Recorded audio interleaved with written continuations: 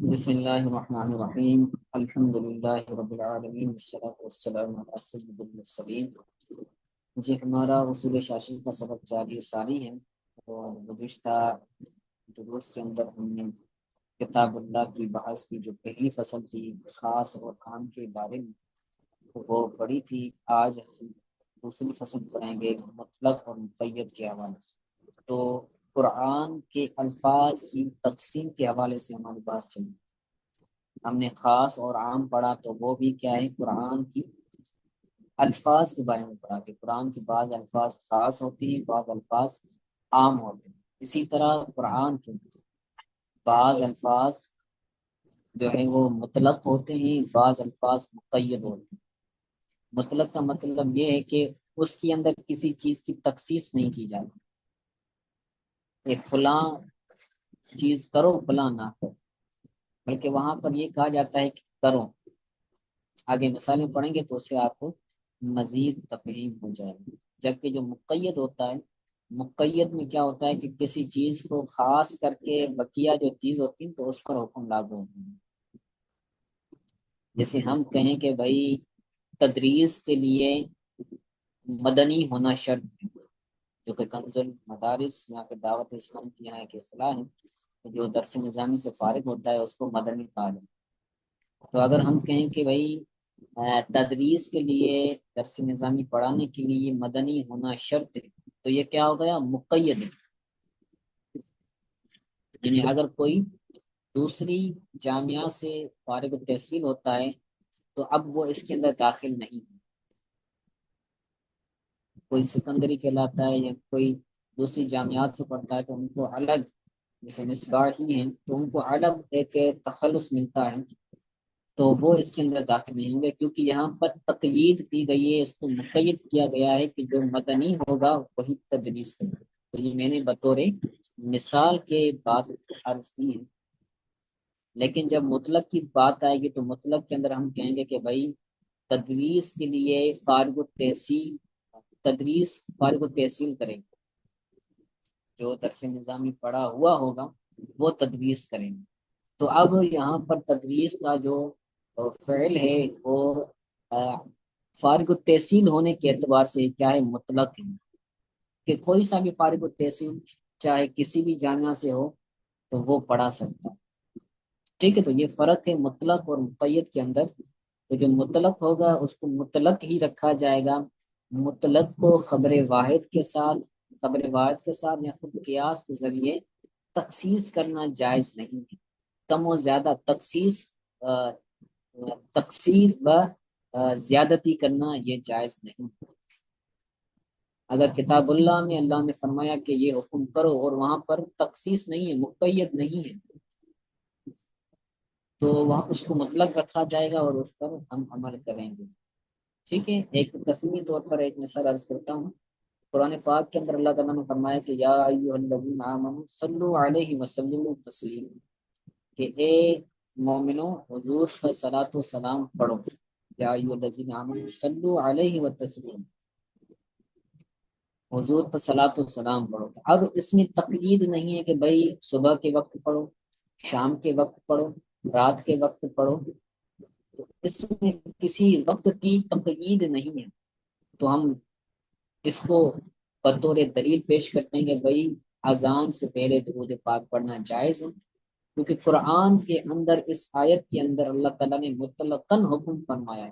آپ کہہ رہے ہو کہ بھائی اس صلاۃ والسلام کو اذان سے پہلے نہ پڑھو، تو یہ آپ تقیید کر رہے ہیں، آپ اس کو مقید کر رہے ہیں، اس قرآن کے حکم کو، اس آیت کو کیا کر رہے ہیں، مقید کر رہے ہیں کہ بھائی اذان سے پہلے کے علاوہ جتنا بھی وقت آپ اس میں پڑھو، تو یہ تقیید جائز نہیں ہے۔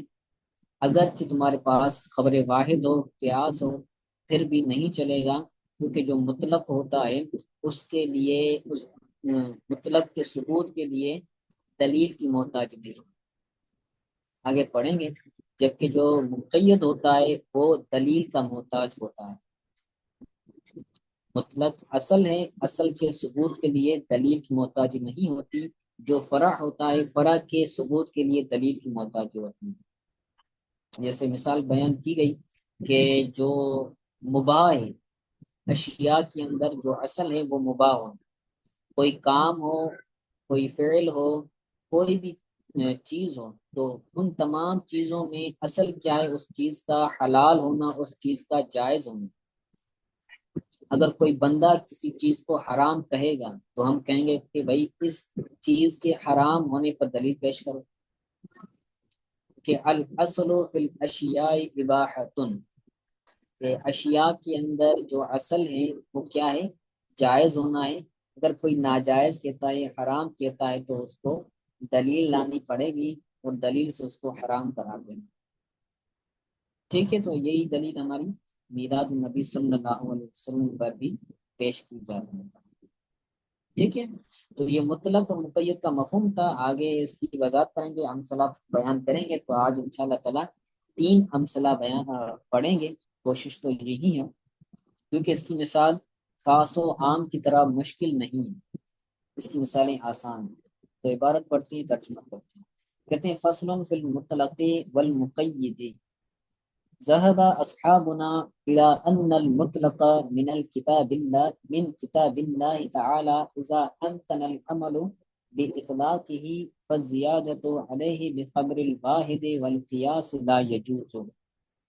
عبارت پڑھنے کا جو ایک طریقہ ہے، وہ طریقہ یہ ہے کہ جہاں پر عبارت ختم ہوتی ہے وہاں تک پوری عبارت پڑھ کر پھر اس کا ترجمہ کیا جاتا ہے۔ بعض طلباء کیا کرتے ہیں کہ وہ عبارت کا ایک ایک جز پڑھ کے اس کا ترجمہ کر رہے، یہ طریقہ درست نہیں ہے۔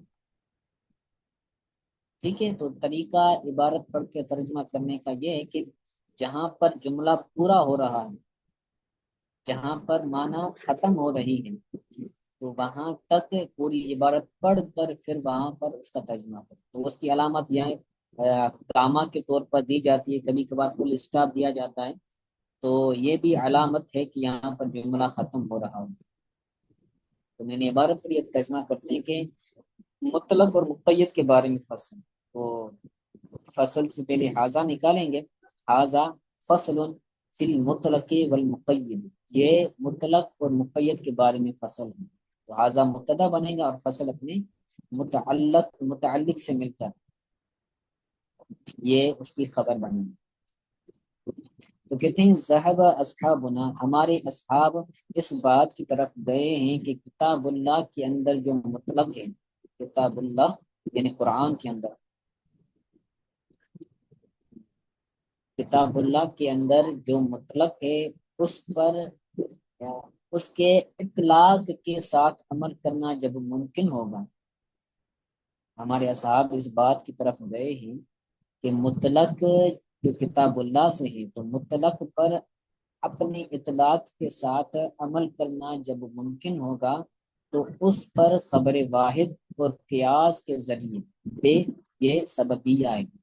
تو اس پر خبر واحد یعنی علیہ کے اندر جو ہی ضمیر ہے اس سے مراد مطلق ہے، کہ مطلق پر خبر واحد کے ذریعے اور قیاس کے ذریعے زیادتی کرنا جائز نہیں ہے۔ لا یجوز کے اندر جو ہوا ضمیر فاعل ہے، اس وہ راجع ہے زیادت کی طرف، فزیادت علیہ اس پر زیادتی کرنا خبر واحد کے ذریعے اور قیاس کے ذریعے یہ جائز نہیں۔ کوئی یہاں پر یہ سوال کرے گا کہ بھائی زیادت کے اندر بہتا موجود ہے اور یجوز کے اندر جو فاعل ہے وہ ہوا ہے، تو معنت کی طرف مذکر کی ضمیر کیسے لوٹے گی؟ ٹھیک ہے، تو کہتے ہیں کہ تو اس کا جواب کیا ہوگا معلوم ہے آپ کو؟ یجوز کے اندر جو ہوا ضمیر ہے وہ راجع ہے زیادت کی طرف، زیادت تو مؤنث ہے، تو یہاں پر جواب یہ دیا گیا کہ جو مصدر ہوتی ہے، مصدر کی طرف المصدر لا مذکر ولا مؤنث، جو مصدر ہوتی ہے وہ نہ مذکر ہوتی ہے نہ مؤنث ہوتی ہے، اس کی طرف مذکر کی ضمیر بھی لوٹا سکتے ہیں، مؤنث کی ضمیر بھی لوٹا سکتے ہیں، فزیادت یہاں پر مصدر ہے۔ ٹھیک ہے، تو یہ ایک عبارتی بحث تھی۔ تو یہاں پر ان دونوں لائنوں کے اندر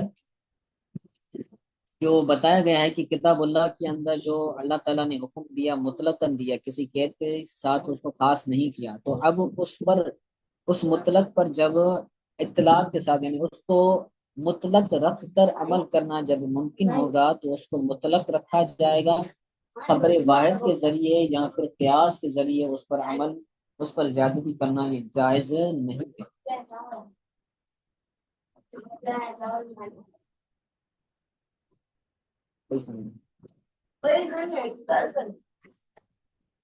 ٹھیک ہے، آگے کہتے ہیں مثال بیان کرتے ہیں، مثال ہو فی قولی تعالی، اس کا مثال اللہ تعالیٰ کے قول میں ہے کہ فغسلوا وجوہکم، اللہ تعالیٰ نے جب وضو کے حوالے سے قرآن پاک کے اندر فرمایا کہ اذا قمتم الى الصلاة فاغسلوا وجوہکم وایدیکم الى المرافق وامسحوا برؤوسکم وارجلکم، ٹھیک ہے، تو یہ اللہ تعالیٰ نے وضو کے حوالے سے سورہ مائدہ کے اندر فرمایا کہ جب تم نماز پڑھنے کا ارادہ کرو تو تم اپنے چہروں کو دھو، یعنی تم وضو کرو، اپنے چہروں کو دھو اور اپنے ہاتھوں کو کونیوں سمیت دھو، اور اپنے سر کا مسح کرو اور اپنے پاؤں کو دھو، ٹھیک ہے۔ تو اللہ تعالیٰ نے یہاں پر جو دھونے کا حکم دیا ہے وہ مطلقاً دیا ہے، اس میں تخصیص نہیں لگائے کہ بھائی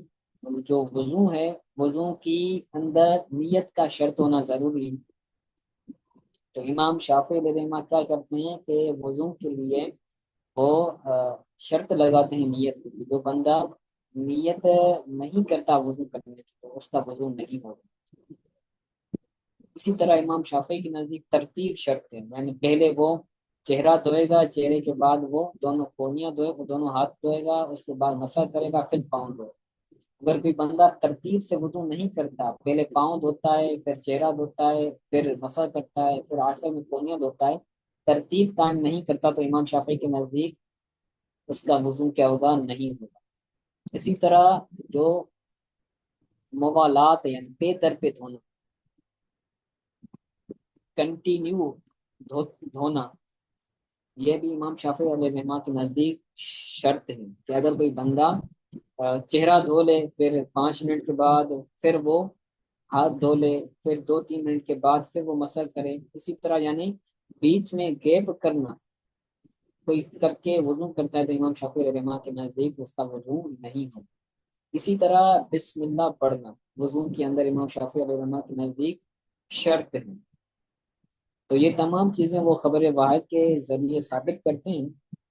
ہم کہتے ہیں کہ بھائی قرآن کے اندر حکم دیا گیا ہے مطلق تم چہرہ دھو، تو شرط ہم کیوں لگائیں گے؟ نیت ترتیب کی شرط نہیں ہے، موالات بے در پہ دھونے کی شرط نہیں ہے، تسمیہ کی شرط نہیں ہے، تو ہم یہ شرطیں لگا کر مطلق کو مقید کیوں کریں گے، وہ بھی خبر واحد کے ساتھ۔ کہتے ہیں فالمعمور به هو الغسل علی الاطلاق، یہاں پر غسل مراد نہیں ہے بلکہ غسل غین کے زبر کے ساتھ۔ فالمعمور به هو الغسل علی الاطلاق فلا یز فلا یز فلا یزاد فلا یزاد علیہ شرط النیت والترتیب والموالات والتسمیت بالقول۔ اس آیت کے اندر جو حکم دیا گیا ہے معمور بھی، یعنی اس آیت کے ذریعے جس چیز کا حکم دیا گیا ہے وہ مطلقاً دھونا ہے، تو اس پر دھونے پر نیت کی ترتیب کی، موالات کی اور تسمیہ کی شرط کی زیادتی نہیں کی جائے گی، بالخبر خبر واحد کے ذریعے، ٹھیک ہے۔ تو خبر واحد نیچے موجود ہیں 5ویں حاشے کے اندر، جن کے اندر امام شافعی علیہ الرحمہ انما الاعمال بالنیات، موالات کا مطلب ہوتا ہے پے در پہ کنٹینیو دھونا، بیچ میں گیپ نہیں کرنا۔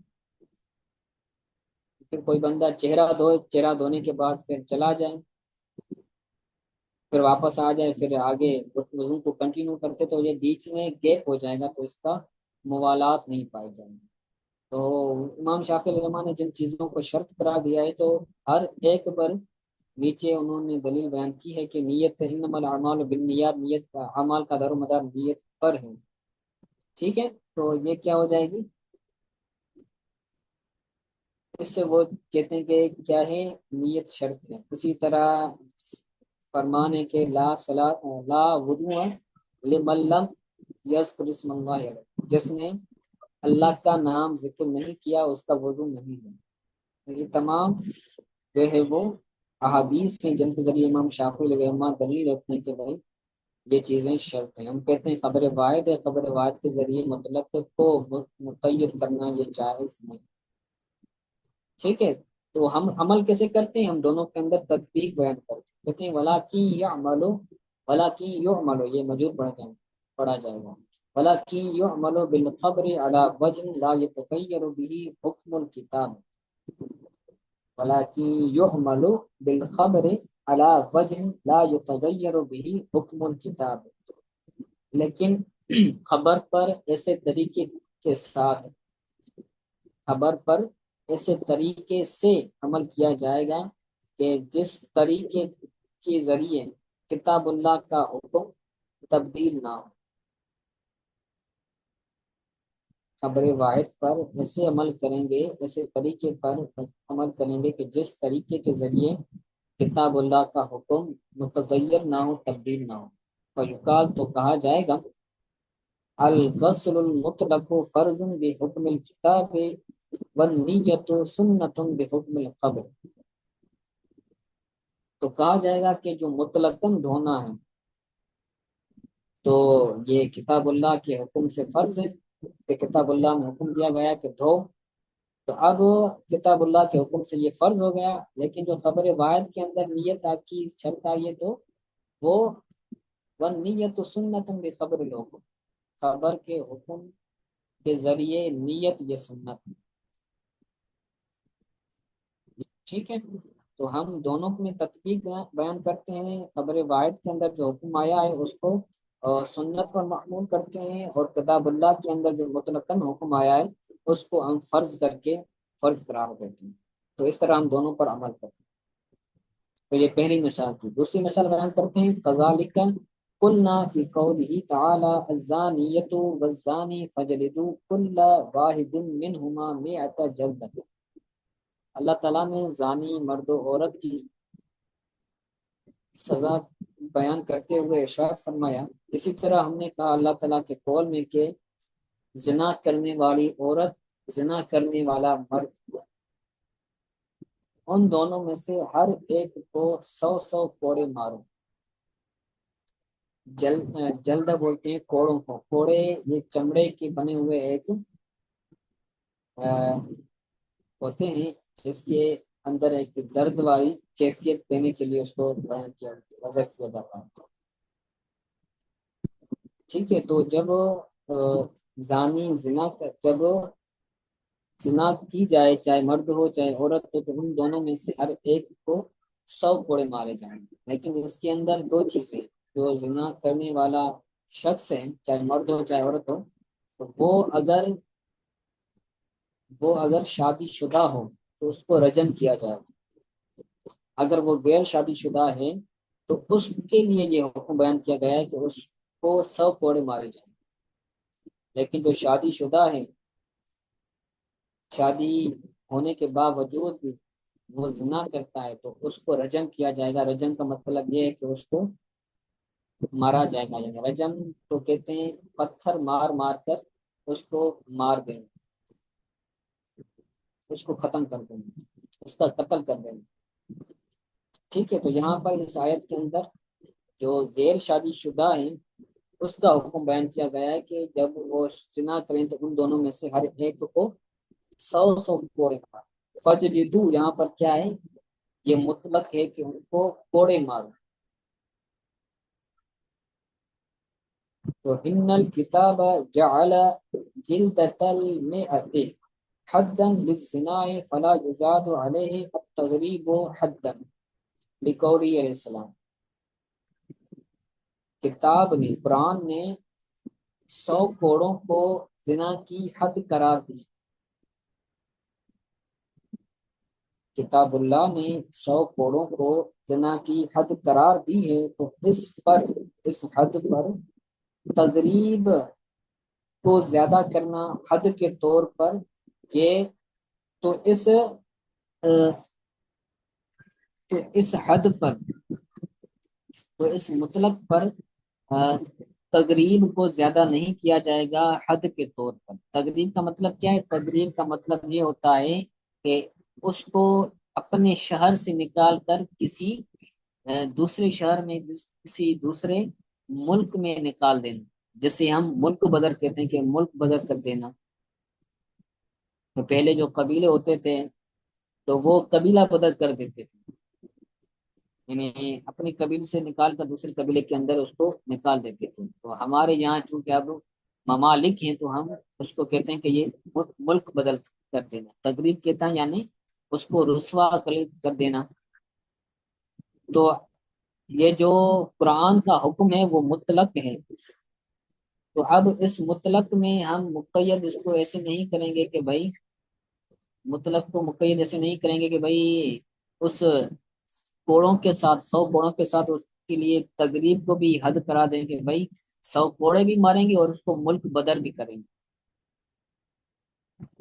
تو ملک بدری کی جو قید ہے اس حکم کے اندر ہم اس کو نہیں لگائیں گے، کیونکہ کتاب اللہ میں حکم مطلق ہے اور مطلق کو مطلق رکھا جائے گا، اس کو اس میں کسی چیز کی زیادتی نہیں کی جائے گی۔